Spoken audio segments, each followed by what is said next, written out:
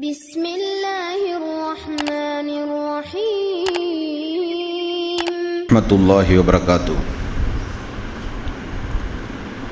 الحمد لله رب العالمين. نحمده ونستعينه ونستغفره ونعوذ بالله من شرور أنفسنا وسيئات أعمالنا. من يهده الله فلا مضل له ومن يضلل فلا هادي له. وأشهد أن لا إله إلا الله وحده لا شريك له وأشهد أن محمدا عبده ورسوله. يا أيها الذين آمنوا اتقوا الله حق تقاته ولا تموتن إلا وأنتم مسلمون. يا أيها الناس اتقوا ربكم الذي خلقكم من نفس واحدة وخلق منها زوجها وبث منهما رجالا كثيرا ونساء. واتقوا الله الذي تساءلون به والأرحام إن الله كان عليكم رقيبا. يا أيها الذين آمنوا اتقوا الله وقولوا قولا سديدا يصلح لكم أعمالكم ويغفر لكم ذنوبكم. ومن يطع الله ورسوله فقد فاز فوزا عظيما. وإن خير الحديث كتاب الله وخير الهدي هدي محمد صلى الله عليه وسلم. وشر الأمور محدثاتها وكل محدثة بدعة وكل بدعة ضلالة وكل ضلالة في النار. வார்த்தைகளில் சிறந்தது அல்லாஹ்வுடைய வார்த்தை என்றும்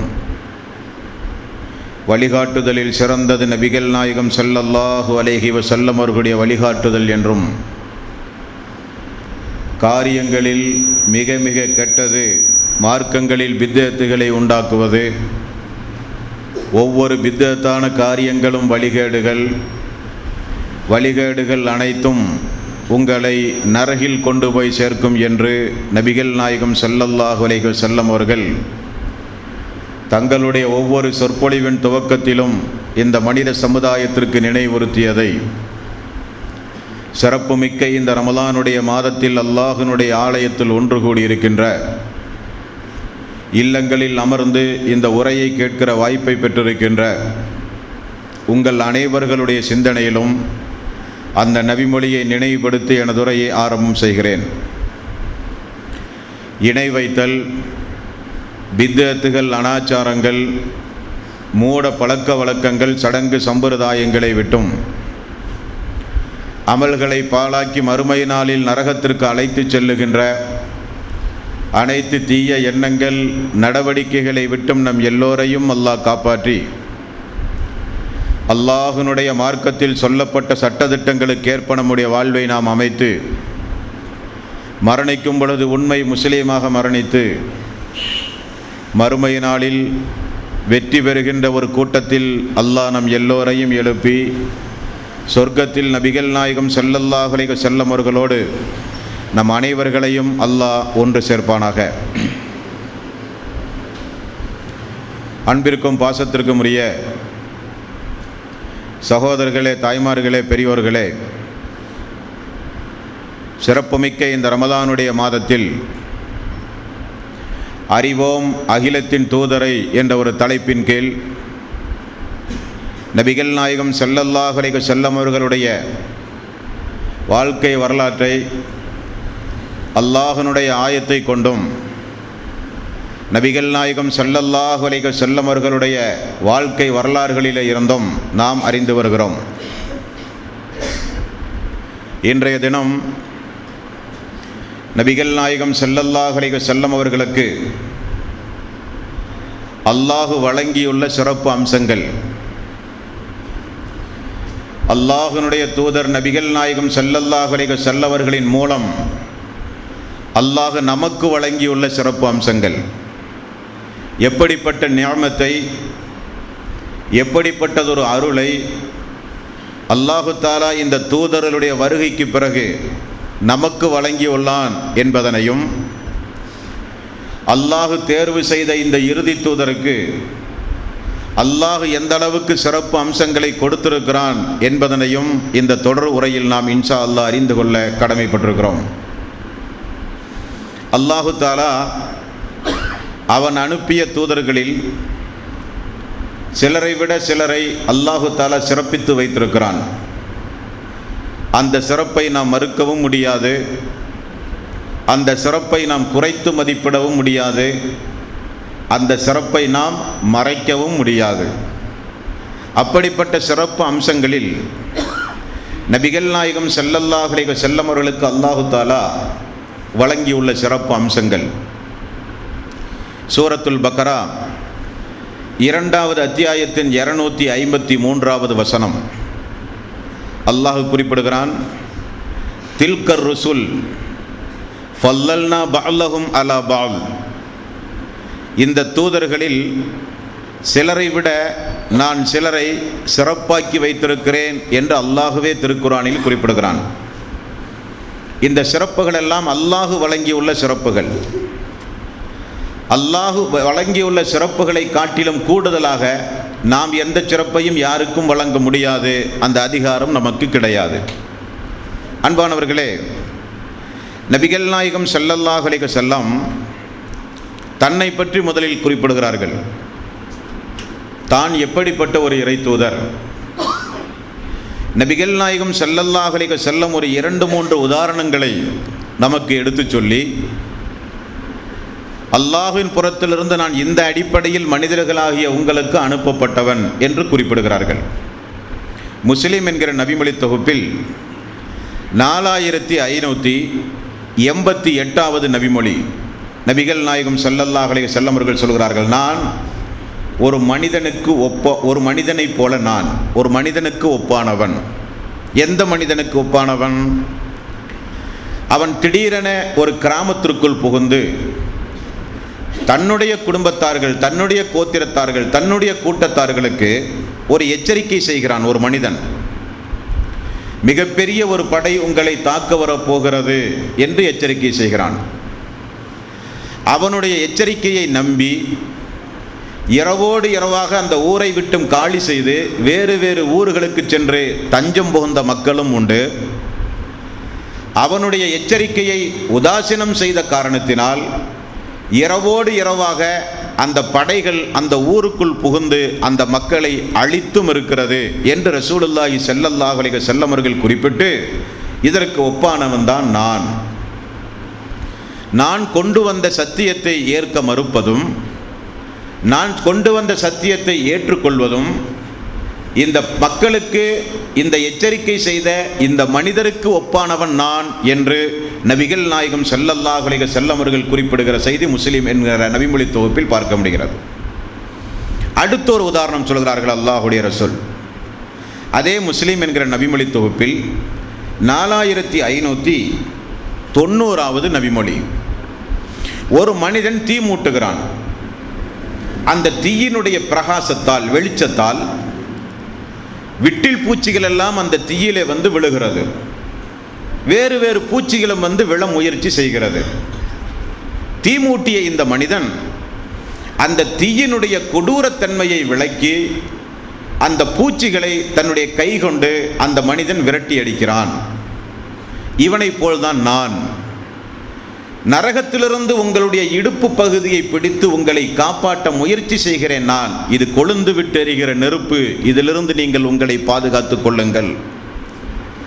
இது அல்லாஹ்வினுடைய நெருப்பு, இதிலிருந்து உங்களை பாதுகாத்துக் கொள்ளுங்கள் என்று உங்களுடைய முதுகுத்தண்டை பிடித்து உங்களை நான் இழுக்க முயற்சி செய்கிறேன்.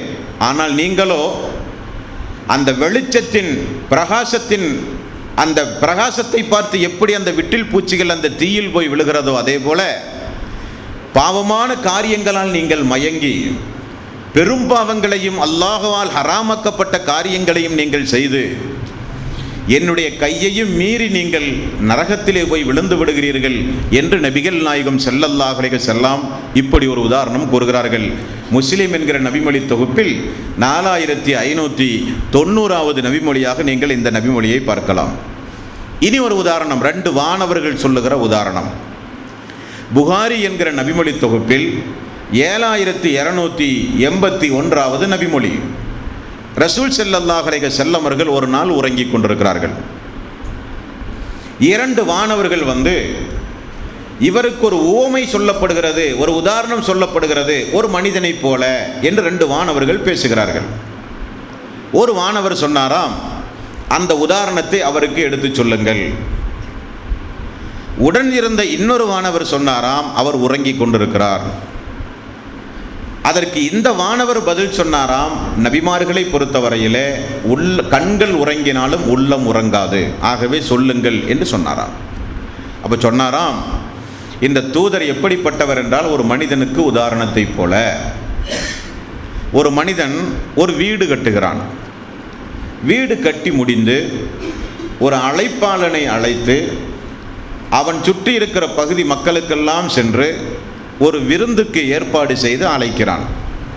அவனுடைய அழைப்பை ஏற்று விருந்துக்கு வருகிற மக்கள் வீட்டுக்குள் நுழைகிறார்கள், விருந்து உண்ணுகிறார்கள், மதிப்பும் மரியாதையோடும் அந்த மக்கள் திரும்ப செல்லுகிறார்கள். ரசூலுல்லாஹி ஸல்லல்லாஹு அலைஹி வஸல்லம் அவர்களுக்கு இந்த உதாரணம் சொல்லப்படுகிறது. அல்லாஹ்வின் வீடு என்பது இஸ்லாம், அழைப்பாளர் என்பவர் அல்லாஹ்வினுடைய ரசூல், சொர்க்கம்தான் அந்த வீடு.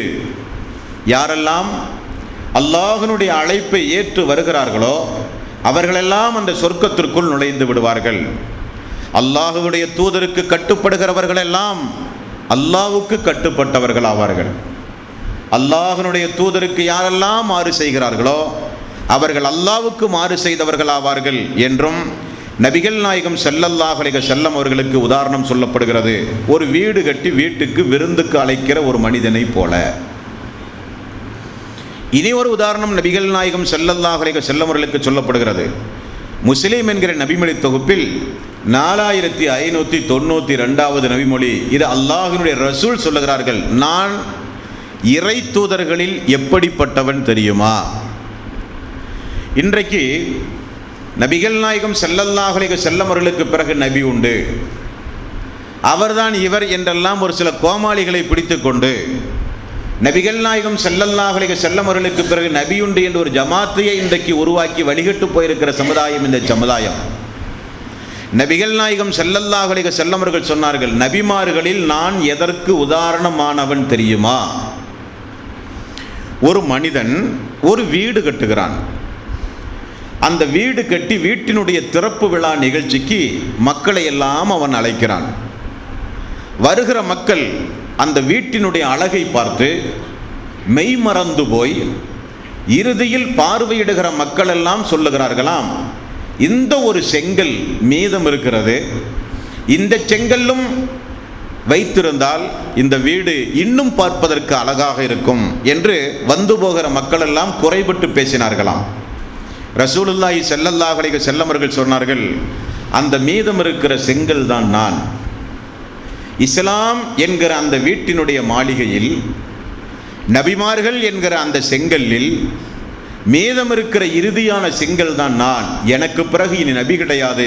அல்லாஹு தஆலா என்னை கொண்டு நபிமார்களுடைய வரிசையை அல்லாஹ் பூர்த்தி செய்து விட்டான் என்றும் நபிகள் நாயகம் ஸல்லல்லாஹு அலைஹி வஸல்லம் மிக அழகாக பச்சிலம் குழந்தைக்கு சொல்வதைப் போல நபிகள் நாயகம் ஸல்லல்லாஹு அலைஹி வஸல்லம் ஒவ்வொரு உதாரணங்களாக எடுத்து சொல்லி அல்லாஹ்வினுடைய ரசூல் இந்த மனித சமுதாயத்திற்கு விளக்குகிறார்கள். இவைகளெல்லாம் அல்லாஹ்வுடைய தூதருக்கு சொல்லப்பட்ட உதாரணங்கள்.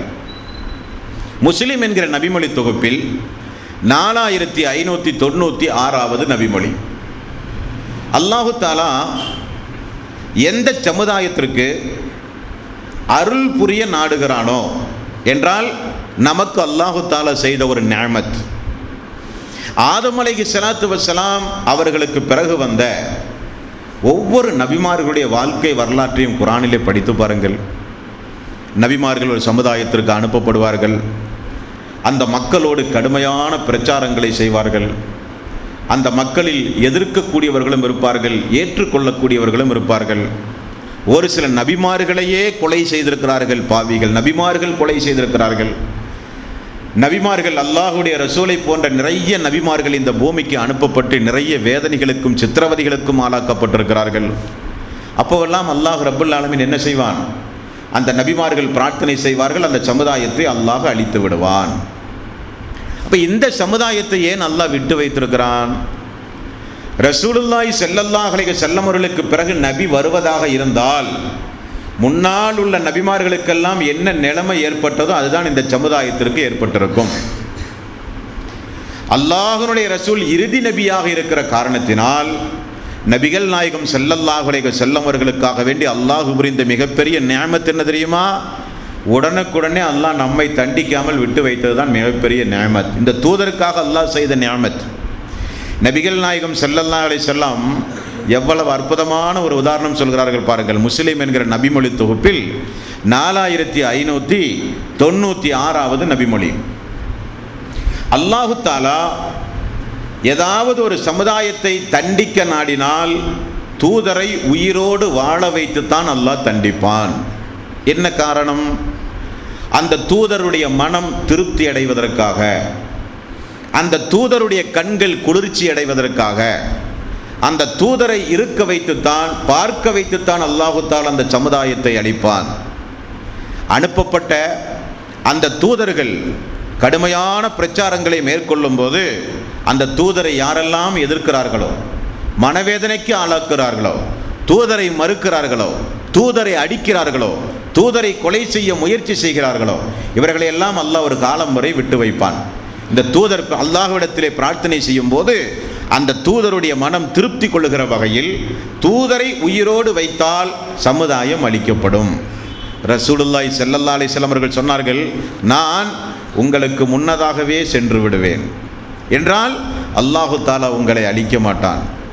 உங்களுக்கு முன்னால் நான் சென்று விடுவேன், உங்களை நான் எதிர்பார்த்து காத்து கொண்டிருப்பேன் என்று நபிகள் நாயகம் ஸல்லல்லாஹு அலைஹி வஸல்லம் அவர்கள் கூறுகிற செய்தி முஸ்லிம் என்கிற நபிமொழி தொகுப்பில் 4596வது நபிமொழி. அல்லாஹ்வுடைய ரசூல் நம்மை எங்கு எதிர்பார்ப்பார்கள்? அல்லாஹ்வுடைய ரசூல் நம்மை எங்கு எதிர்பார்ப்பார்கள் என்றால் கௌசர் என்கிற தடாகத்தில் நபிகள் நாயகம் ஸல்லல்லாஹு அலைஹி வஸல்லம் நம்மை எதிர்பார்ப்பார்கள். அல்லாஹு தஆலா 108வது வசனத்தில் இன்னா அஅதைனாக்கல் கௌசர் ஃபஸல்லி லிரப்பிக வன்ஹர் இன்ன சானியக ஹுவல் அப்தர். ஒரு 3 வசனம், சின்ன ஒரு அத்தியாயம். அல்லாஹ் ரப்பல் ஆலமீன் நபிகள் நாயகம் ஸல்லல்லாஹு அலைஹி வஸல்லம் அவர்களுக்கு சொல்கிறான், இன்னா அஅதைனாக்கல் கௌசர், நபியே நிச்சயமாக அல்லாஹ் உமக்கு கௌசர் தடாகத்தை வழங்கப் போகிறான். ஃபஸல்லி லிரப்பிக வன்ஹர், ஆகவே நீங்கள் அல்லாஹுவை தொழுது அவனுக்கு அறுத்து பலியிடுவீராக. இன்ன சானியக ஹுவல் அப்தர், எதிரிகள்தான் உம்முடைய எதிரிகள்தான் வழித்தோன்றல்கள் இல்லாதவர்கள், சந்ததிகள் இல்லாதவர்கள், பிரபலியமாகாதவர்கள் என்று அல்லாஹு தஆலா திருக்குரானில் 108வது வசனத்தில் அந்த கௌசர் என்கிற தடாகத்தை குறித்து அல்லாஹ் விவரமாக சொல்லுகிறான். நபிகள் நாயகம் ஸல்லல்லாஹு அலைஹி வஸல்லம் அவர்களின் மூலம் அல்லாஹு தஆலா நமக்கு செய்த நிஅமத் இன்றைய தினத்தில் நாம் பார்க்க போவது 2-3 சிறப்புகள் நமக்கு செய்திருக்கிறான். அல்லாஹ் தூதருக்கு வழங்கிய சிறப்புகளில் ஒன்றுதான் கௌசர் என்கிற தடாகத்தை அல்லாஹு தஆலா மறுமை நாளிலே அவருக்காக வேண்டி வழங்குவது. இந்த சமுதாயத்திற்கு அல்லாஹு தஆலா தூதரின் மூலம் செய்த சிறப்பு, செய்த தவறுக்காக வேண்டி அல்லாஹ் உடனுக்குடனே நம்மை தண்டிக்காமல் விட்டு வைத்தது. அவகாசம் தந்திருக்கிறான் அல்லாஹு தஆலா. ஹிஜ்ரி 11ஆம் ஆண்டு 63வது வயதில் நபிகள் நாயகம் ஸல்லல்லாஹு அலைஹி வஸல்லம் அவர்கள் மரணித்தார்கள். அவர் உயிரோடு வாழும் பொழுதே இந்த சமுதாயத்தை அல்லாஹு தஆலா அழிக்க நாடியிருந்தால் யாரும் போய் கேள்வி கேட்க முடியாது. ஆனால் அவருக்கு பிறகு இனி நபி இல்லை என்று சொல்லி அவரை முன்னதாகவே அல்லாஹு தஆலா கைப்பற்றி இந்த சமுதாயத்திற்கு அல்லாஹு தஆலா மிகப்பெரிய நிஅமத்தை வழங்கியிருக்கிறான் என்றால் உடனுக்குடனே அல்லாஹு தஆலா நம்மை தண்டிக்காமல் இருப்பது. அல்லாஹ் தந்த அவகாசத்தை திருந்துவதற்கு நாம் முயற்சி செய்ய பயன்படுத்த வேண்டும். அல்லாஹ் தந்திருக்கிற இந்த ஆயுள் காலம் என்கிற இந்த அவகாசத்தை பாவம் செய்யவோ, தொடர்ந்து அல்லாஹுவை ஏமாற்ற நினைக்கவோ, தொடர்ந்து அல்லாஹ்வுடைய சாபத்திற்குரிய காரியங்களையும் ஹராமான காரியங்களையும் செய்து கொண்டே வாழவோ நாம் முயற்சி செய்தால் நம்முடைய மரண நேரமும், நம்முடைய கபருடைய வாழ்வும், நம்முடைய மறுமையுடைய வாழ்வும் கேள்விக்குறியாகிவிடும் சகோதரர்களே. ஆகவே இந்த தூதரின் மூலம் அல்லாஹு தஆலா நமக்கு தந்திருக்கிற மிகப்பெரிய பேருபகாரம், உடனுக்குடனே நம்மை தண்டிக்காமல், பகலில் தவறு செய்த எனது அடியான் இரவில் திருந்துவான், இரவில் தவறு செய்கிற அடியான் பகலில் திறந்துவான் என்று அல்லாஹு தஆலா 24 மணி நேரமும் நம்மை எதிர்பார்த்து கொண்டிருக்கிறான். நாம் திருந்துவோம் என்று. அந்த அல்லாஹுவை நாம் ஏமாற்றுதல் கூடாது. இந்த மாதம் ரமலானுடைய மாதம். கடந்த மாதங்களில், கடந்த வருடங்களில் பல ரமலானுடைய மாதத்தை நாம் எல்லாம் சந்தித்தவர்கள். இந்த ரமலானுடைய மாதத்தில் அல்லாஹ்வின் மீது சத்தியமிட்டு நாம் உறுதி பிரமாணம் எடுத்து, அல்லாஹுவே, இந்த ரமலானுடைய மாதம் என்னிலிருந்து விடைபெறும் பொழுது நான் நிச்சயமாக உன்னை அஞ்சி நடக்கிற நல்லவர்களாக நான் வாழுவேன், நிச்சயமாக நான் இபாதத்துகளை செய்வேன், கடமையான உபரியான வணக்க வழிபாடுகளை கொண்டு ரமலானுடைய மாதத்தை எப்படி நான் அலங்கரிக்கிறேனோ, ரமலானுடைய மாதத்தில் எப்படி திருக்குர்ஆனோடு அதிகம் நான் தொடர்பு வைக்கிறேனோ, அதே போல ரமலான் அல்லாத காலங்களிலும் நான் நடப்பேன் யா அல்லாஹ், கடந்த காலங்களுடைய தவறுகளை நீ மன்னிப்பாயாக யா அல்லாஹ் என்று அல்லாஹு தந்த அவகாசத்தை பாவ மன்னிப்பிற்காக, தௌபாவுக்காக, நம்முடைய வாழ்வில் ஒரு திருந்தி நடப்பதற்காக நாம் முயற்சி எடுக்க வேண்டும். யார் தன்னைத்தானே திருத்தி நடக்க முயற்சி எடுக்கிறார்களோ அவர்களை திருத்த நானும் முயற்சி செய்வேன். யார் முயற்சி எடுக்கவில்லையோ அவர்களை நான் திருத்தவே மாட்டேன் என்று அல்லாஹ் சொல்கிறான். அந்த நிலையிலிருந்து அல்லாஹ் நம்மை காப்பாற்ற வேண்டும். அல்லாஹ் நமக்கு தந்திருக்கிற அவகாசத்தோடு சேர்த்து அவன் நமக்கு தந்திருக்கிற நிஅமத் மிக முக்கியம். மனைவிமார்களின் மூலமாக, குழந்தைகளின் மூலமாக, பொருளாதாரம் மூலமாக, உடல் ஆரோக்கியத்தின் மூலமாக கொஞ்சம் யோசித்து பாருங்கள். அல்லாஹ்வினுடைய வானத்திற்கு கீழ், அவனுடைய பூமிக்கு மேல் அவனுடைய அருள் வளங்களை எல்லாம் உண்டு. அவன் கொடுத்த உடல் ஆரோக்கியத்தை பயன்படுத்தி அல்லாஹுவே இல்லை என்று பேசுகிறான். அவனுக்கு போய் உருவங்களை சமைத்து வைத்து இணை கற்பிக்கிறான். இறந்தவர்கள் மத்தியிலே போய் உதவி தேடி அல்லாஹ்வுக்கு இணை கற்பிக்கிறார்கள். அல்லாஹ் தடுத்த ஹராமாக்கிய எத்தனையோ பெரும் பாவச் செயல்கள், நெஞ்சமெல்லாம் பதறுகிற குற்றச் செயல்களை மிக துணிச்சலாக இந்த சமுதாயத்திலே மனிதர்கள் செய்தும் அல்லாஹு தஆலா தன்னுடைய நிஅமத்தை தடையின்றி எல்லா மக்களுக்கும் அல்லாஹ் வாரி வாரி கொடுக்கிறானே, அவனை ஏமாற்றலாமா? அப்போ அல்லாஹ் தந்த அந்த அவகாசம் நமக்கு மிகப்பெரிய ஒரு கிஃப்ட், மிகப்பெரிய ஒரு நிஅமத். ஆகவே தான் நபிகள் நாயகம் ஸல்லல்லாஹு அலைஹி வஸல்லம் அவர்கள் சொன்னார்கள், என்னை அல்லாஹு தஆலா முதலிலே கைப்பற்றி உங்களை எதிர்பார்க்க காத்திருக்க வைக்கிறான். இது அல்லாஹு தஆலா மனித சமுதாயத்தில் இருக்கிற நமக்கு செய்த மிகப்பெரிய ஒரு நிஅமத், முதல் நிஅமத். இனி நபிகள் நாயகம் ஸல்லல்லாஹு அலைஹி வஸல்லம் அவர்களுக்கு அல்லாஹு தஆலா வழங்கிய அந்த கௌசர் என்கிற நீர் தடாகம் குறித்து, அல்லாஹ் கொடுத்த சிறப்பு அம்சங்களில் ஒன்றான அந்த நீர் தடாகம் குறித்து நபிகள் நாயகம் ஸல்லல்லாஹு அலைஹி வஸல்லம் அவர்கள் கூறிய பல்வேறு சிறப்பு அம்சங்களை நாம் இன்றைய தினம் பார்க்கவிருக்கிறோம். பாருங்கள், புகாரி என்கிற நபிமொழி தொகுப்பு 6581வது நபிமொழி.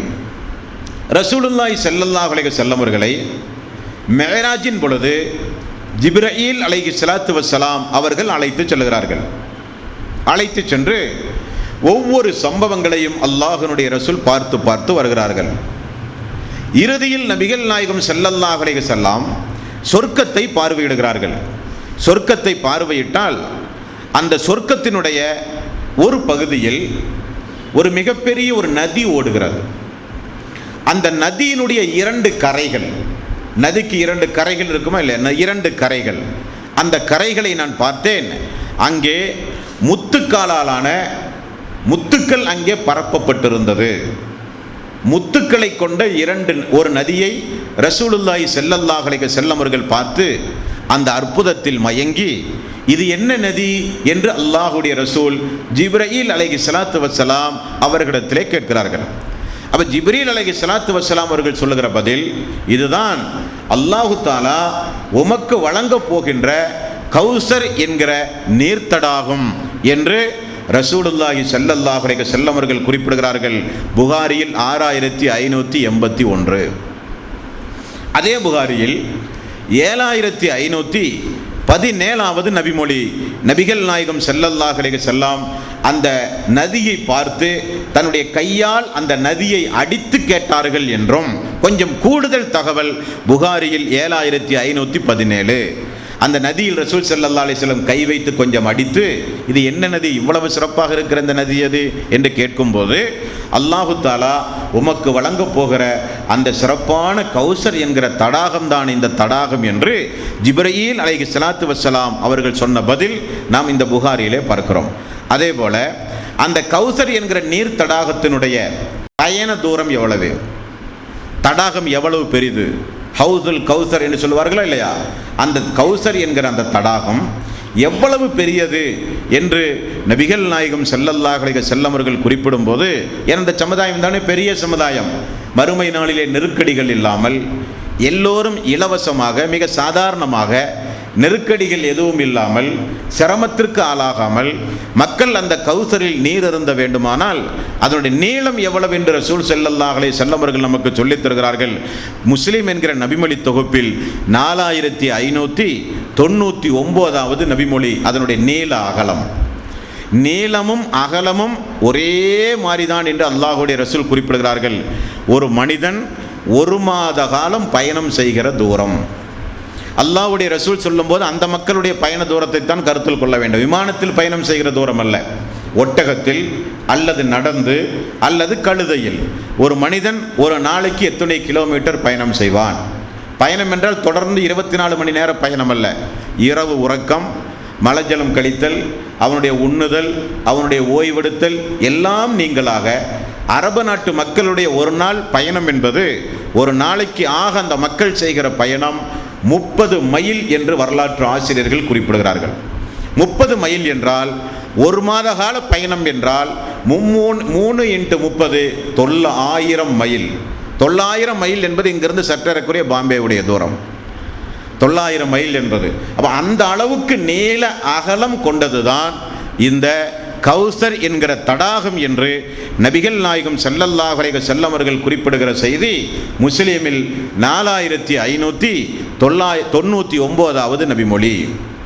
அதே முஸ்லிம் என்கிற நபிமொழி தொகுப்பில் நபிகள் நாயகம் ஸல்லல்லாஹு அலைஹி வஸல்லம் அதனுடைய நிறத்தை நமக்கு சொல்லித் தருகிறார்கள். பொதுவாக தண்ணீருக்கு நிறம் கிடையாது. தண்ணீர் கருப்பா சிவப்பா வெள்ளையா என்ன நிறம் என்று கேட்டால் தண்ணீருக்கு நிறம் கிடையாது. தண்ணீரில் நாம் என்ன பொருளை கலக்கின்றோமோ அதற்கு தக்கவாறு தண்ணீருடைய கலர்கள் மாறுமே தவிர தண்ணீருக்கென்று எந்த நிறமும் கிடையாது.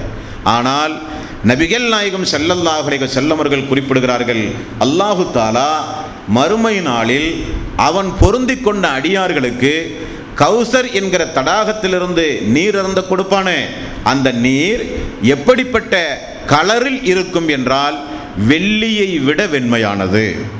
நபிகள் நாயகம் ஸல்லல்லாஹு அலைஹி வஸல்லம் அவர்கள் சொல்லுகிறார்கள்.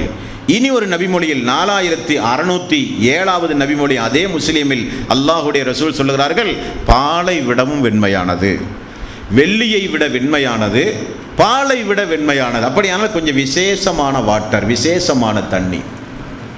அல்லாஹு தஆலா கௌசர் என்கிற தடாகத்தை அல்லாஹ்வுடைய ரசூலுக்கு கொடுத்தானே தவிர ரசூல் ஸல்லல்லாஹு அலைஹி வஸல்லம் விருப்பப்பட்டவர்களுக்கெல்லாம் எடுத்து குடிக்கிறதற்கு கொடுக்க முடியுமா என்றால் அது முடியாது. ஒரு சில நிபந்தனைகள் உண்டு, அதை பின்னால் நாம் இன்ஷா அல்லாஹ் பார்ப்போம். அப்போ 1 மாத காலம் பயணமாகிற அளவுக்கு மிகப்பெரிய ஒரு நீர் தடாகத்தை அல்லாஹு தஆலா நபிகள் நாயகம் ஸல்லல்லாஹு அலைஹி வஸல்லம் அவர்களுக்கு கொடுக்கிறான். பாலை விட வெண்மையானது, வெள்ளியை விட வெண்மையானது என்றெல்லாம் நபிகள் நாயகம் ஸல்லல்லாஹு அலைஹி வஸல்லம் அந்த நீர் தடாகத்தை குறித்து நமக்கு சொல்லித் தருகிறார்கள். இனி அது எப்படிப்பட்ட சுவையானது, அது துவர்ப்பா இனிப்பா கசப்பா எப்படிப்பட்ட சுவையானது, அதையும் ரசூல் ஸல்லல்லாஹு அலைஹி வஸல்லம் அவர்கள் நமக்கு சொல்லித் தருகிறார்கள். முஸ்லிம் என்கிற நபிமொழி தொகுப்பில் 4609வது நபிமொழி, அந்த கௌசருடைய நீர் தேனை விட ருசியானது, சுவையானது, தேனை காட்டிலும் சுவையானது என்று நபிகள் நாயகம் ஸல்லல்லாஹு அலைஹி வஸல்லம் அவர்கள் குறிப்பிடுகிறார்கள். நமக்கு ஒரு சந்தேகம் வரும், அல்லாஹ்வுடைய ரசூலுடைய சமுதாயம் எவ்வளவு பெரிய சமுதாயம், இதற்கு முன்னால் வாழ்ந்திருக்கிறார்கள் பல்லாயிரக்கணக்கான மக்கள், இன்னைக்கு நாம் வாழ்ந்து கொண்டிருக்கிறோம் பல கோடி மக்கள், இனி வாழப்போகிறார்கள் பல கோடி மக்கள். இந்த கௌசரில் நீர் அருந்துவதற்கு மக்களுக்கு ஏதாவது கப்புகள் கோப்பைகள் இருக்குமா என்றால் அல்லாஹ்வுடைய ரசூல் அதையும் நமக்கு சொல்லித்தராமல் இல்லை.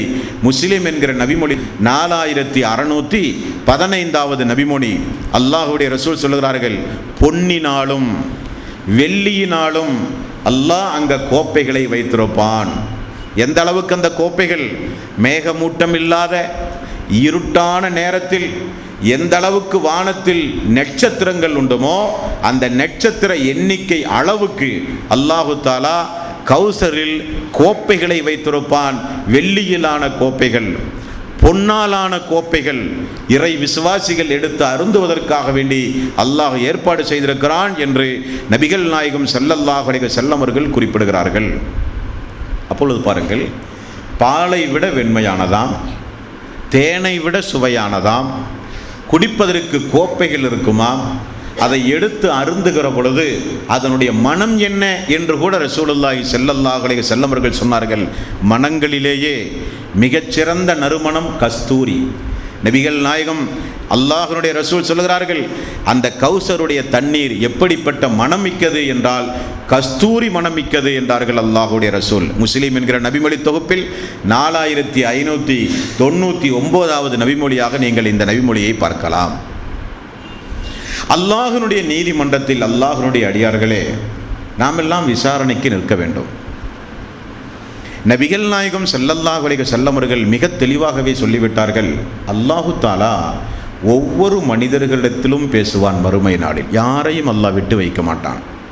எல்லா மனிதர்களிடத்திலும் அல்லாஹு தாலா, அதுவும் அல்லாஹ்வுடைய ரசூல் சொன்னார்கள், கூட்டமாக நிறுத்தி வைத்தல்ல, தனிப்பட்ட அடிப்படையில் ஒவ்வொரு மனிதனிடத்திலும் அல்லாஹு தாலா மறுமை நாளிலே பேசுவான், விசாரிப்பான்.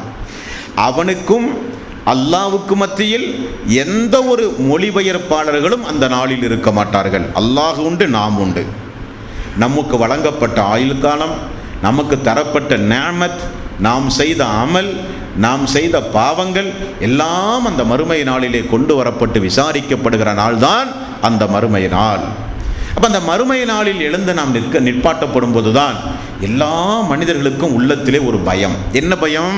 நாம் தொழுத தொழுகையை அல்லாஹ் ஏற்றுக்கொண்டிருப்பானா? நாம் எவ்வளவோ பாவங்களை செய்து பாவ மன்னிப்பு கேட்டிருப்போமே, அந்த பாவ மன்னிப்பை எல்லாம் அல்லாஹ் ஏற்றுக்கொண்டிருப்பானா? அல்லது விசாரணைக்கு கொண்டு வரப்போகிறானா? நாம் செய்த அந்த நன்மையான அமல்களை, நாம் செய்த அமல்களுக்குரிய கூலியை நிறைவாக தருவானா? அல்லது அமல்கள் இஹ்லாஸ் இல்லாத அமல் என்று அல்லாஹு தாலா இந்த நாளிலே நிராகரிப்பானா என்றெல்லாம் எல்லோரும் நடுநடுங்கி நிற்கிற நாள். நாம் மட்டுமல்ல, நபிமார்கள் எல்லாம் நடுநடுங்கி நிற்பார்களாம். நாம் கொடுத்த தூது பணியை முறையாக செய்தோமா? அல்லது நபியாக அனுப்பப்பட்ட காலத்தில் யாரையாவது அடிக்கவோ துன்புறுத்தவோ மனது நோகமாறு செய்யவோ அவர்களெல்லாம் மறுமை நாளிலே வந்து அல்லாஹ்விடத்திலே முறையிடவோ ஏதாவது செய்வார்களா என்று நபிமார்களும் பயந்து நிற்கிற நாள். அப்போ அல்லாஹு தாலா மறுமை நாளில் ஒவ்வொரு மனிதர்களையும் அழைத்து விசாரித்து அல்லாஹ் விசாரணை செய்ய போகிறான் என்றால் எத்தனை நாள் அல்லாஹ்வுடைய நீதிமன்றத்தில் நாம் நிற்க வேண்டும்? ஒரு நாளா, பாதி நாளா, ஒரு மாசமா, ஒரு வருடமா, எத்தனை வருஷம்? நபிகள் நாயகம் ஸல்லல்லாஹு அலைஹி வஸல்லம் அவர்களுக்கு அருளப்பட்ட திருக்குரானில் அல்லாஹ் என்ன சொல்கிறான் தெரியுமா? அல்லாஹ்வினுடைய ஒரு நாள் என்பது உங்களுடைய 50,000 ஆண்டுகளுக்கு சமம். அப்போ குமார் 50,000 வருஷம் ஒவ்வொரு ஆளும் மறுமை நாளில் நிற்கணும். ஆகவே தான் இப்ராஹீம் அலைஹிஸ்ஸலாத்து வஸ்ஸலாம் அவர்களெல்லாம் அல்லாஹ்விடத்திலே செய்த துவா, அல்லாஹுவே எனது கேள்வி கணக்கை நீ விசாரணை மறுமை நாளில் இலகுவாக்குவாயாக யா அல்லாஹ். உடனே விசாரித்து தீர்ப்பு சொல்லி சொர்க்கத்துக்கு அனுப்பியா அல்லான்னு துவா செய்வாங்க நபிமார்கள் எல்லாம். 50,000 ஆண்டுகள் அல்லாஹ்வுடைய நீதிமன்றத்தில் நிற்கணும். அப்போ அல்லாஹ்வுடைய நீதிமன்றத்தில் நிப்பாட்டப்பட்டு விசாரிக்கப்படும் போது தானே ஏசி ரூமாகு. எங்கேயாவது நிழல் இருக்குமா? போய் எல்லாரும் கொஞ்சம் ஆளுக்கால் போய் நிழலில் போய் நிற்கிறதுக்கு எங்குமே நிழல் இருக்காது. அல்லாஹ்வுடைய அரிசுடைய நிழலை தவிர, அந்த அரிசுடைய நிழலுக்கு கூட அல்லாஹு தாலா 7 பேருக்கு தான் கொடுப்பான். அது புகாரில் நீண்ட ஒரு நபிமொழி. அப்போ தலைக்கு மேல் சூரியன் கொண்டு வரப்படும் அந்த அதிபயங்கரத்தை அல்லாஹு தாலா திருக்குரானிலும் சொல்கிறான், அல்லாஹ்வுடைய ரசூலும் சொல்கிறார்கள். தலைக்கு மேல் சூரியன் கொண்டு வரப்பட்டு அந்த வெப்பத்தினுடைய வியர்வையால் ஒவ்வொரு மனிதர்களும் மூழ்கி நிற்பார்கள் அவரவர்களுடைய பாவச் செயல்களுக்கு ஏற்றவாறு. 50,000 ஆண்டுகள் மனிதர்கள் பேசிக்கொள்வார்களாம். ஆதம் அலைஹிஸ்ஸலாத்து வஸ்ஸலாம் நம்முடைய தந்தையை அழைத்து இந்த நாளில் ஏதாவது உபகாரம் கேட்கலாமே என்று எல்லோரும் நபிமார்களிடத்திலே ஓடுகிற காலம். அப்போ இறை விசுவாசிகளுக்கு மட்டும் அல்லாஹு தாலா உணவாக ரொட்டியை மறுமை நாளிலே கொடுப்பான். இறை விசுவாசிகளுக்கு மட்டும் அல்லாஹு தாலா இந்த கௌசர் என்கிற தடாகத்தில் நீர் அருந்துகிற பாக்கியத்தை அல்லாஹு தாலா கொடுப்பான். நபிகள் நாயகம் ஸல்லல்லாஹு அலைஹி வஸல்லம் அவர்கள் சொன்னார்கள், தேனை விட சுவையான, பாலை விட வெண்மையான, கஸ்தூரி மனம் மிக்க இப்படிப்பட்ட இந்த பானம் ஒரு முறை நீங்கள் குடித்தால் உங்களுக்கு தாகமே ஏற்படாது. 50,000 ஆண்டு காலம் தாகமில்லாமல் நீங்கள் இருக்கலாம். சொர்க்கத்திற்கு முன்னதாக மஹ்ஷர் மைதானத்தில் கொடுக்கப்படுகிற பானம் இந்த பானம் என்று நபிகள் நாயகம் ஸல்லல்லாஹு அலைஹி வஸல்லம் அவர்கள் நமக்கு சொல்லித் தருகிறார்கள். இந்த பானம் யாருக்குரியது? யாரெல்லாம் குடிப்பதற்கு அனுமதிக்கப்படுவார்கள்? நபிகள் நாயகம் ஸல்லல்லாஹு அலைஹி வஸல்லம் அவர்கள் சொன்னார்கள், இந்த கௌசர் என்கிற இந்த தொட்டியில் அந்த தண்ணீர் எங்கிருந்து வந்து விழுகிறது என்றால், அல்லாஹ்வுடைய ரசூல் சொன்னார்கள், முஸ்லிம் என்கிற நபிமொழி தொகுப்பில் 4608வது நபிமொழி, 4609வது நபிமொழி, அல்லாஹ்வுடைய ரசூல் சொல்லுகிறார்கள், சொர்க்கத்திலே இருந்து 2 குழாய்கள் வருகிறது. ஒரு குழாய் தங்கத்தில் ஆன குழாய், இன்னொரு குழாய் வெள்ளியால் செய்யப்பட்ட குழாய். அதிலிருந்து தான் அந்த தண்ணீர் வந்து இந்த தொட்டியில் விழுகிறது என்றார்கள் நபிகள் நாயகம் ஸல்லல்லாஹு அலைஹி வஸல்லம் அவர்கள். அல்லாஹு தஆலா அந்த தண்ணீரை குடிக்கிற பாக்கியத்தை நம் அனைவர்களுக்கும் தந்தருள வேண்டும். அன்பானவர்களே, இப்போ நமக்கு ஒரு சந்தேகம். ஆதம் அலைஹிஸ்ஸலாத்து வஸ்ஸலாம் அவர்களிலிருந்து நபிகள் நாயகம் ஸல்லல்லாஹு அலைஹி வஸல்லம் அவர்கள் வரை பல லட்சம் லட்ச கோடி மக்கள் மறுமை நாளிலே நிற்பார்கள். அப்படியானால் ஒவ்வொரு நபிமார்களுக்கும் அவரவர்களுடைய சமுதாயத்தினர்களுக்கு அந்த மறுமை நாளில் தாகம் தீர்க்கிற ஏற்பாட்டை அல்லாஹ் செய்திருப்பான். அது என்னவென்று நமக்கு சொல்லப்படவில்லை. ரசூலுல்லாஹி ஸல்லல்லாஹு அலைஹி வஸல்லம் அவர்களுக்கும் அவருடைய சமுதாயத்தை சார்ந்த நமக்கும் அல்லாஹு தஆலா இந்த தாகம் தீர்க்க ஏற்பாடு செய்கிற இந்த கௌசரை குறித்து சொல்லுகிறார்கள். சொல்லிவிட்டு அல்லாஹ்வுடைய ரசூல் என்ன சொன்னார்கள்? அந்த கௌசரில் நான் முன்னதே மரணித்து அல்லாஹ் என்னை கைப்பற்றி அந்த கௌசர் தடாகத்தில் எனது சமுதாயத்தை நான் எதிர்பார்த்து அமர்ந்து கொண்டிருப்பேன் என்று ரசூலுல்லாஹி ஸல்லல்லாஹு அலைஹி வஸல்லம் அவர்கள் குறிப்பிடுகிறார்கள். இப்போ எனது சமுதாயம் என்று அல்லாஹ்வுடைய ரசூலுக்கு எப்படி தெரியும்? தானே நியாயமான கேள்விதானே இது. அவ்வளவு லட்ச கூட்டத்திற்கு மத்தியில் இவர்கள்தான் எனது சமுதாயம், எனது சமுதாயத்திற்கு உரியது, இந்த மக்களுக்கு உரியது தான் இந்த கௌசர் என்கிற நீர் தடாகம் என்று அல்லாஹுடைய ரசூல் மறுமை நாளில் இவரவர்கள்தான் எனது சமுதாயம் என்று தெளிவாக தெரிந்து கொள்கிற அடையாளத்தை அல்லாஹு தஆலா இந்த உம்மத்திற்கு ஏதாவது சிறப்பாக வழங்கி இருக்கிறானா என்றால் அது நபிகள் நாயகம் ஸல்லல்லாஹு அலைஹி வஸல்லம் அவர்களின் மூலமாக அல்லாஹ் நமக்கு வழங்கிய மிகப்பெரிய ஒரு நிஅமத் என்று நாம் சொல்ல வேண்டும். அது எப்படி? ரசூலுல்லாஹி ஸல்லல்லாஹு அலைஹி வஸல்லம் ஒரு நாள் மக்கள் மத்தியில் பக்கி என்கிற கபர்ஸ்தானுக்கு போய் அல்லாஹ்வுடைய ரசூல் மரணித்த நபர்களுக்கு பிரார்த்தனை செய்துவிட்டு நான் எனது சகோதரர்களை பார்க்க விரும்புகிறேன் என்று சொல்லுகிறார்கள். முஸ்லிம் என்கிற நபிமொழி தொகுப்பில் 419வது நபிமொழியாக இந்த நபிமொழியை பார்க்கலாம். அப்போ உடன் இருக்கிற தோழர்கள் எல்லாம், யார சூழல்லாம் நாங்கள் தானே உனது சகோதரர்கள், உங்களது சகோதரர்கள் நாங்கள் தானே யார சூழல்லாம். ரசூலுல்லாஹி ஸல்லல்லாஹு அலைஹி வஸல்லம் அவர்கள் சொன்னார்கள், நீங்கள் எல்லாம் எனது தோழர்கள், எனது சகோதரர்கள் யார் தெரியுமா? இனி வரப்போகிற மக்கள், 2 கண் கொண்டும் என்னை பார்க்காத மக்கள், அல்லாஹ்வுடைய ஆயத்தின் அடிப்படையில் என் மீது ஈமான் கொண்ட மக்கள், நான் வாழ்ந்தேன், நான் தூதர் என்பதை நம்பி ஈமான் கொண்டு அதற்காக வேண்டிய தன்னுடைய வாழ்வை அர்ப்பணித்து வரப்போகிறார்களே மக்கள், அந்த மக்கள் நான் அவர்களை எதிர்பார்த்து நிற்பேன் அந்த மஹ்ஷர் மைதானத்தில் கௌசர் என்கிற நீர் தடாகத்தில் என்று அல்லாஹ்வுடைய ரசூல் சொன்னார்கள். மீண்டும் சஹாபாக்கள் கேட்டார்கள், வரக்கூடிய இனி பேர் பிறந்து வாழ்ந்து மரணித்து மறுமையில் வரப்போகிற அந்த சகோதரர்களை எப்படி யார சொல்லலாம் நீங்கள் அடையாளம் காண்பீர்கள் என்று கேட்கும்போது நபிகள் நாயகம் ஸல்லல்லாஹு அலைஹி வஸல்லம் அவர்கள் அற்புதமாக சொன்னார்கள், அல்லாஹ் இந்த சமுதாயத்திற்கு வழங்கிய ஒரு சிறப்பு அம்சமும் கூட. என்ன சொன்னார்கள்? தோழர்களே, சஹாபாக்களை பார்த்து சொன்னார்கள், தோழர்களே, முகமும் கையும் காலும் வெண்மையாக இருக்கக்கூடிய ஒரு குதிரை, முகம் கை கால்கள் வெண்மையாக இருக்கிற ஒரு குதிரை கருப்பு குதிரைகளுக்கு மத்தியில் இருந்தால் அந்த குதிரையை அடையாளம் காண முடியுமா? முடியுமே யா ரசூலல்லாஹ். அப்படியானால் எனது சமுதாயத்திற்கு அல்லாஹு தஆலா என்ன சிறப்பு அம்சங்களை கொடுத்திருக்கிறான் அந்த மறுமை நாளில்? முஹம்மதே, இவர்களெல்லாம் தான் உன்னுடைய சமுதாயம், முகம்மதே இவர்களெல்லாம் தான் உனக்கு பிறகு வாழ்கிறார், இவர்களுக்குத்தான் நீ நபி என்று அல்லாஹு தாலா எனது சமுதாய மக்களுக்கு மட்டும் கொஞ்சம் வித்தியாசமாக விசேஷமாக என்ன சிறப்பை எனக்கு தந்திருக்கிறான் என்றால், ஒது செய்கிறோமா இல்லையா? கைகளை கழுவுவது, முகங்களை கழுவுவது, மசகு செய்வது, கால்களை கழுவுவது, கைகளை கழுவுவது. ஒது செய்கிற காரணத்தினால் ஒலுவின் மூலம் படுகிற தண்ணீர் படக்கூடிய இடங்களெல்லாம் மறுமை நாளிலே அப்படியே பிரகாசமாக மின்னும். அப்ப ரசூல் ஸல்லல்லாஹு அலைஹி வஸல்லம் இதெல்லாம் எனது சமுதாயம் எனது சமுதாயம் என்று சொல்லுவார்கள். முஸ்லிம் என்கிற நபிமொழி தொகுப்பில் 419வது நபிமொழி. ஆகவே ரசூலுல்லாஹி ஸல்லல்லாஹு அலைஹி வஸல்லம் அவர்கள் சொன்னார்கள், ஒது செய்யும் போது கைகளை மணிக்கட்டு வரை கழுவினால் போதும், இருந்தாலும் கொஞ்சம் நீட்டி கழுவுங்கள். கால்களையானாலும் கைகளையானாலும் முகங்களையானாலும் கழுத்துப்புறம் வகை கொஞ்சம் நீட்டி கழுவுங்கள். அந்த அளவுக்கு உங்களுக்கு மறுமை நாளிலே பிரகாசம் வழங்கப்படும் என்று அல்லாஹுடைய ரசூல் சொன்ன செய்தி புகாரியில் 136வது நபிமொழியாக நீங்கள் பார்க்கலாம்.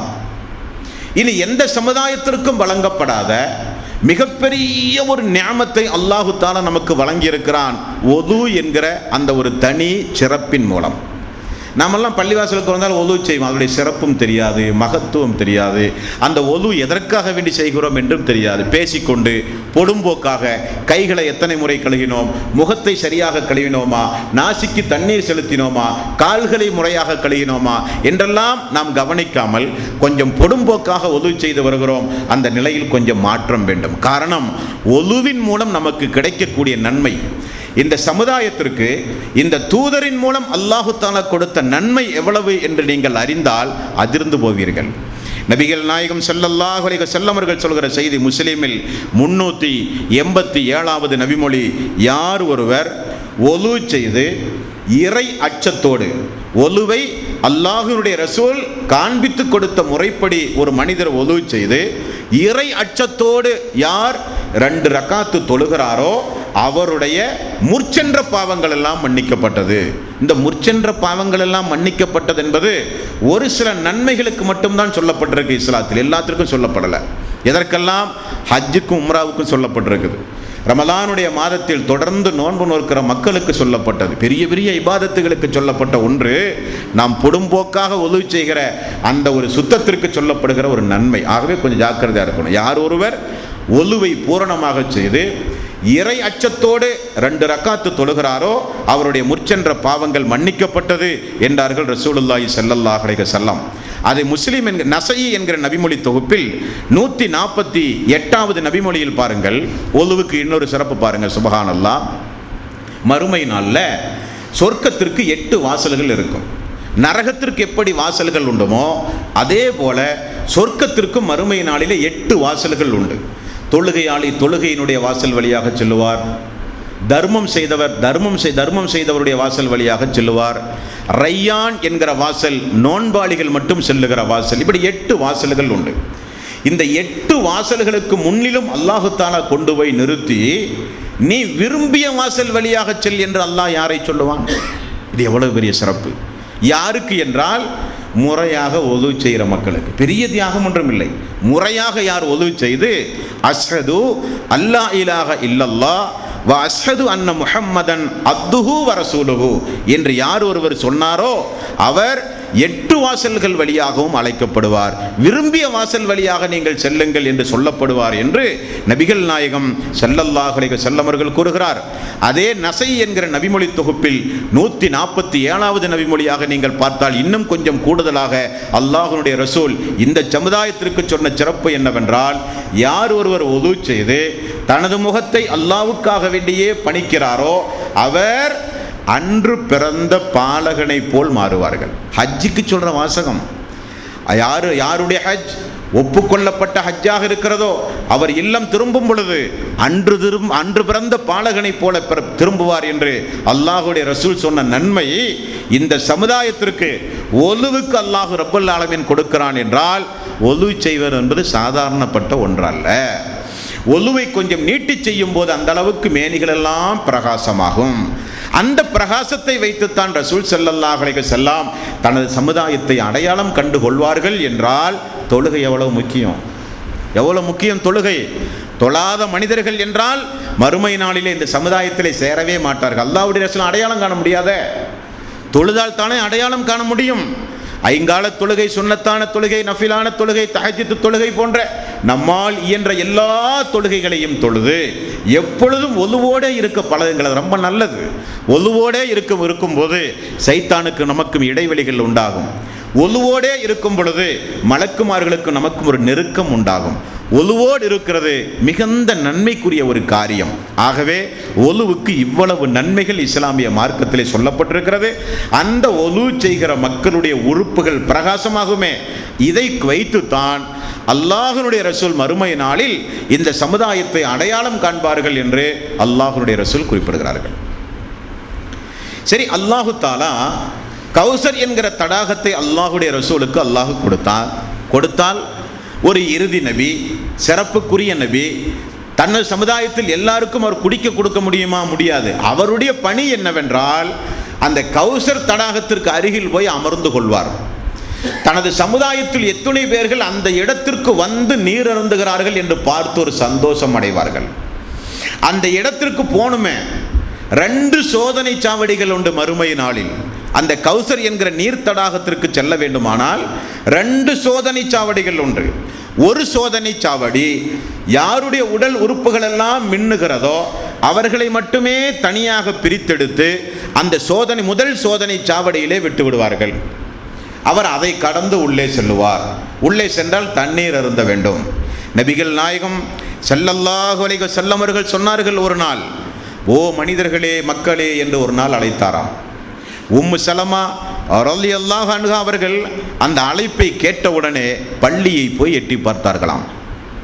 நபிகள் நாயகம் ஸல்லல்லாஹு அலைஹி வஸல்லம் அமர்ந்திருந்த மக்களை பார்த்து மெம்பர் படியில் இருந்து கொண்டு சொன்னார்களாம், மறுமை நாளில் அந்நிய ஒட்டகத்தை தனது ஒட்டக கூட்டத்தில் மேய விடாமல் எப்படி அது விரட்டி அடிக்கப்படுமோ அதே போன்று கௌசர் என்கிற தடாகத்தில் நான் உங்களை விரட்ட வேண்டாம் என்று ரசூல் ஸல்லல்லாஹு அலைஹி வஸல்லம் அவர்கள் சொன்ன செய்தி முஸ்லிமில் 4610வது நபிமொழி. இன்னும் அல்லாஹ்வுடைய ரசூல் சொல்கிறார்கள் முஸ்லிமில் 419வது நபிமொழியில், வழி தவறிய ஒரு ஒட்டகம் அடுத்தவனுடைய ஒரு மேய்ச்சலில் போய் தலையிட்டு மேயும் போது இடத்தின் உரிமையாளன் எப்படி வேகமாக விரட்டுவானோ அதே போல உங்களை நான் விரட்ட வேண்டாம் என்றும் ரசூலுல்லாஹி ஸல்லல்லாஹு அலைஹி வஸல்லம் அவர்கள் சொல்லுகிற செய்தியை பார்க்கிறோம். அப்போ மறுமை நாளில் அல்லாஹ்வுடைய ரசூல் விரட்டுவார்கள், மலக்குமார்கள் தடுத்து மலக்குமார்களும் கொஞ்சம் மனிதர்களை விரட்டுவார்கள். அவர்கள் யார்?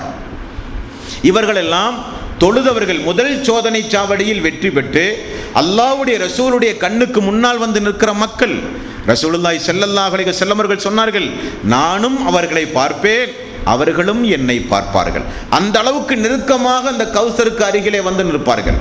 நின்றால் நபிகள் நாயகம் ஸல்லல்லாஹு அலைஹி வஸல்லம் அவர்கள் அந்த மறுமை நாளில் மலக்குமார்கள் அந்த நீர் அருந்த போற மக்களை அப்படியே தடுத்து விடுவார்கள். அல்லாஹ்வுடைய ரசூல் சொல்லுவாராம், இவர்களெல்லாம் என்னுடைய தோழர்களாயிற்று, இவர்களெல்லாம் என்னுடைய தோழர்களாயிற்று என்று அல்லாஹ்வுடைய ரசூல் சொல்லுவார்கள். அப்போ அல்லாஹ்வுடைய ரசூலுக்கு பதில் சொல்லப்படும், இவர்கள் யார் தெரியுமா? அவர்கள் தொழுதார்கள், உண்மைதான். தொழுத காரணத்தினால் தானே உள்ளேவே வர அனுமதிக்கப்பட்டார்கள். ஏன் அவர்கள் தடுக்கப்படுகிறார்கள் என்றால், நபியே, உங்களுடைய மரணத்திற்கு பிறகு வந்த வழியை நோக்கி அவர்கள் திரும்ப சென்று விட்டார்கள். அவர்கள் இஸ்லாமிய மார்க்கத்தை முழுமையாக பின்பற்றி நடந்தவர்கள் அல்ல, வந்த வழியை நோக்கி அவர்கள் திரும்ப சென்றார்கள் என்றும் புதிதாக மார்க்கத்தில் உருவாக்கினார்கள் என்றும் சொல்லப்படும். மூன்றாவதும் சொல்லப்படும், நபியே, நீங்கள் கொண்டு வந்த மார்க்கத்தில் நீங்கள் சொல்லாத, நீங்கள் செய்யாத, நீங்கள் அங்கீகரிக்காத காரியங்களை எல்லாம் மார்க்கத்தின் பெயரால் இவர்கள் செய்தார்கள், மேலும் இவர்கள் வழிகட்டு போனார்கள் என்றெல்லாம் சொல்லுகிற செய்தி முஸ்லிமில் 4612, 4604, 4599, புகாரியில் 6585. அப்பொழுது நபிகள் நாயகம் ஸல்லல்லாஹு அலைஹி வஸல்லம் அவர்கள் அந்த நேரத்தில் அந்த மக்களை பார்த்து சொல்லுகிற பதில் தூதருக்கு தெரியாதே, அல்லாஹ்வுடைய ரசூலுக்கு தெரியுமா? தெரியாது. உயிர் கைப்பற்றப்பட்ட பிறகு மக்கள் எப்படி நடக்கிறார்கள் என்று அல்லாஹ்வுடைய ரசூலுக்கு தெரியாது. சொல்லப்படுகிறது, இவர்கள் மார்க்கத்தில் புதுமையை உண்டாக்கினார்கள், தடம் புரண்டு சென்றார்கள்.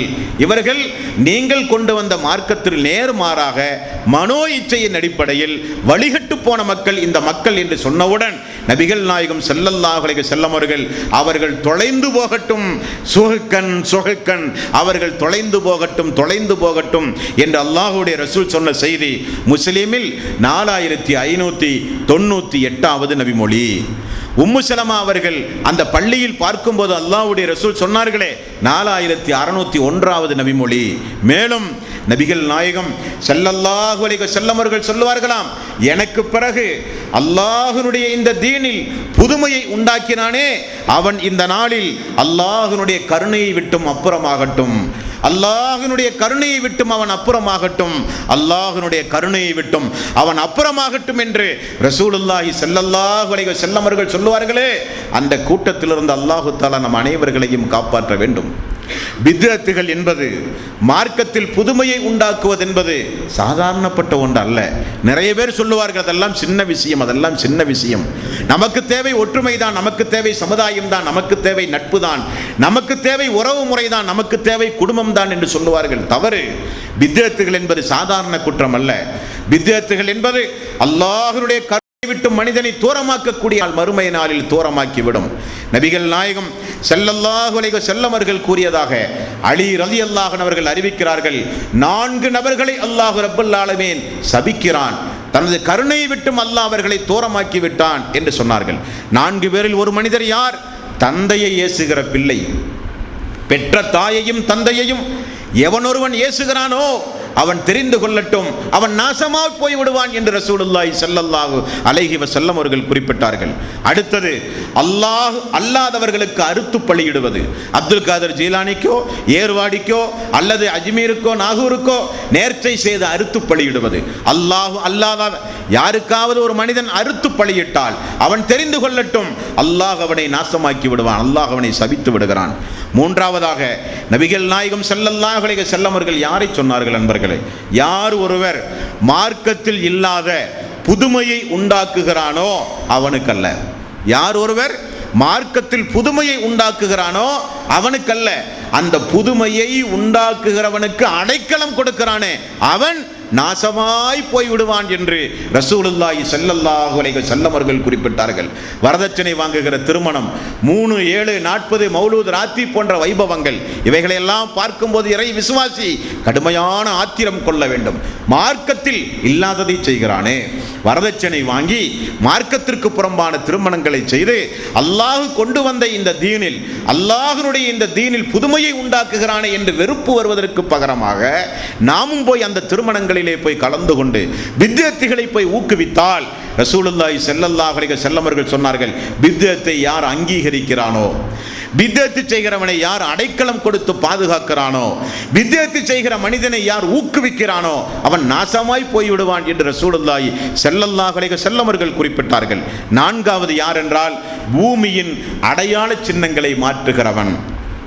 ஊர் எல்லை, இதுதான் இந்த ஊர் என்று போர்டு வைத்திருப்பார்கள், அங்கே போய் போஸ்டர் ஒட்டுவது, அந்த ஊர் எல்லையை மாற்றுவது, அல்லது நமக்குரிய எல்லை என்று பவுண்டரி கல் இருக்கும், அவரவர்களுடைய எல்லைக்கல் ஃபிளாட் போடுறோமா இல்லையா, அந்த எல்லைக்கல், அந்த கல்லை மாற்றி அடுத்தவருடைய இடத்தை அபகரிக்க முயற்சி செய்வது, இப்படி பூமியில் இருக்கிற அடையாள சின்னங்களை எவன் மாற்றுகிறானோ அவனும் தெரிந்து கொள்ளட்டும், அல்லாஹ்வுடைய சாபம் அவனுக்கு உண்டாகும் என்று நபிகள் நாயகம் ஸல்லல்லாஹு அலைஹி வஸல்லம் அவர்கள் குறிப்பிட்டார்கள்.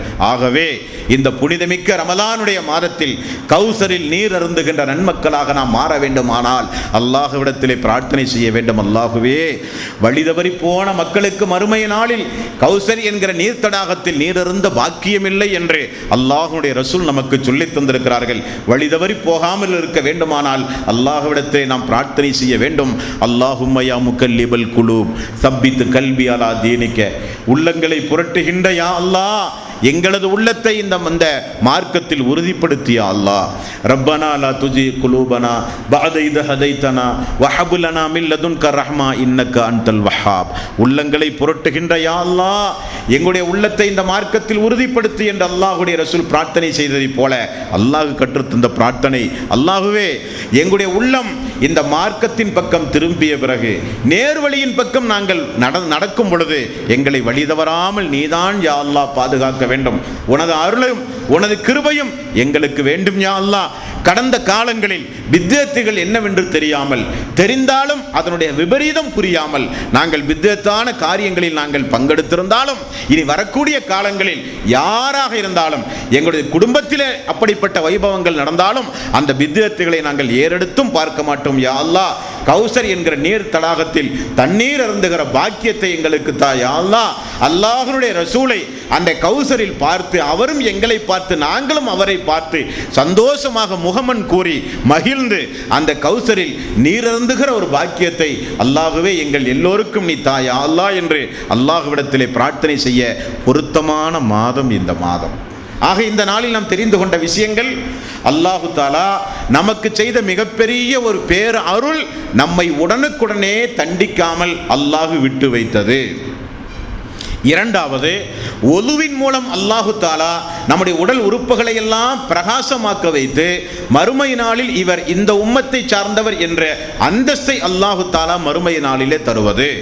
ஒலுவின் மூலம் அல்லாஹு தாலா ஏராளமான நன்மைகளை, முன்னால் சென்று முற்செய்த பாவங்கள் மன்னிக்கப்படும், அன்று பிறந்த பாலகனை போல மாறுவார்கள், சொர்க்கத்துடைய 8 வாசலில் எந்த வாசல் வழியாக வேண்டுமானாலும் வரலாம், இப்படிப்பட்ட சிறப்பு அம்சங்களை இந்த உம்மத்திற்கு அல்லாஹு தாலா இந்த தூதரின் மூலம் வழங்கியதை போல இன்னும் நிறைய சிறப்புகளை அல்லாஹு தாலா இந்த நபி, அல்லாஹ்வுடைய ரசூல், இறுதியாக வந்த நபி என்கிற ஒரே காரணத்திற்காக இந்த உம்மத்திற்கு அல்லாஹு தாலா வழங்கிய இன்னும் ஏராளமான சிறப்புகள் உண்டு. அவைகளையும் அறிந்து எந்தெந்த சிறப்புகள் இந்த சமுதாயத்திற்கு வழங்கப்பட்டதாக அல்லாஹ் சொல்லுகிறானோ, அல்லாஹ்வுடைய ரசூல் சொன்னார்களோ, அந்த சிறப்புக்கு உரியவர்களாக வாழ்ந்து மரணிக்கின்ற நல்லவர்களாக அல்லாஹ் நம் அனைவர்களையும் ஆக்கி அருள் புரிவானாக. வாஹிர் தௌவானா அனில் ஹம்துலில்லாஹி ரப்பில் ஆலமீன். அஸ்ஸலாமு அலைக்கும் வரஹ்மத்துல்லாஹி